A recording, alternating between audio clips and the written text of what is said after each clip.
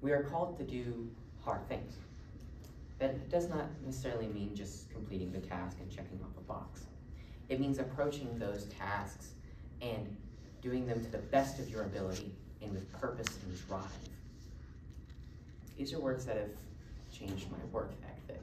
I was told them during my junior year of high school, and it made me gain a new perspective on just how I can approach tasks.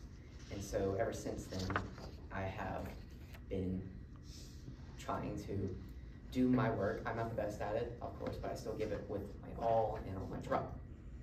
Now, why does this matter? Well, this came from a person that was very dear to me, a person who is part of the story I will share today.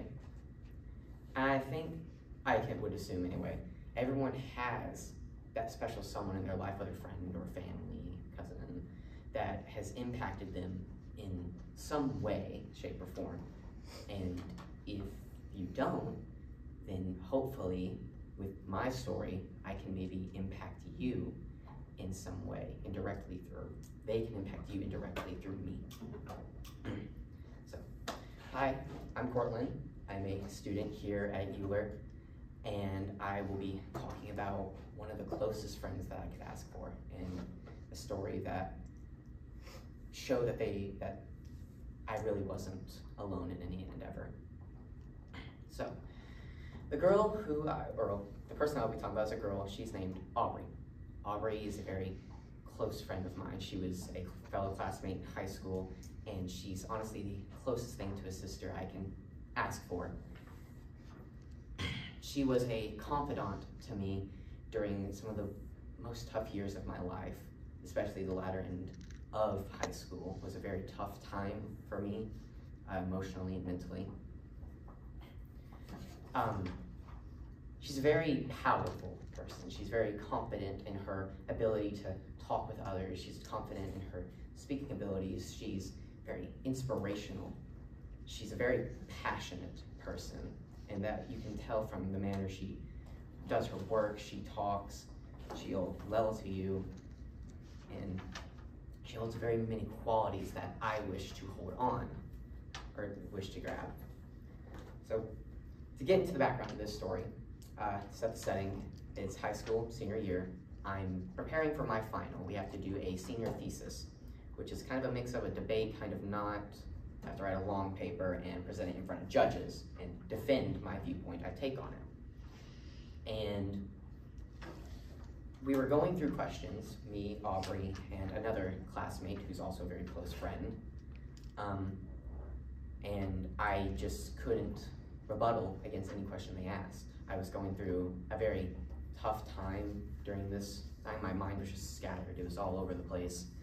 I couldn't emotionally get myself to a point where I could be stable and answer. And I honestly felt like I just wanted to cry a lot of times because I was just getting so upset, so aggressive. And after we got done, after I calmed down, she came up to me and she talked down to a level, or got down to me to a level where she could talk to. And she told me about how she was going through much of the same things.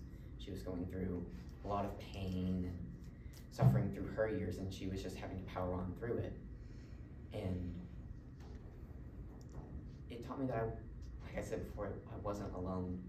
She became a ray of light to me whenever darkness had surrounded me, and I will forever thank her for that. We still keep in touch, albeit not as often. She's in Oklahoma right now, so for college, so I'm very proud of her for that. And every time I approach her work, I always think of the words she said to me, do hard things, but also what she would do, how she would approach it. What would Aubrey do in this case? What would she do to make the most out of a project? And I just want to say, never take for granted who you have. Don't feel like that you're going through struggles alone. We are people, we are humans, we all go through it. So don't be afraid to reach out. Thank you. That'll be it.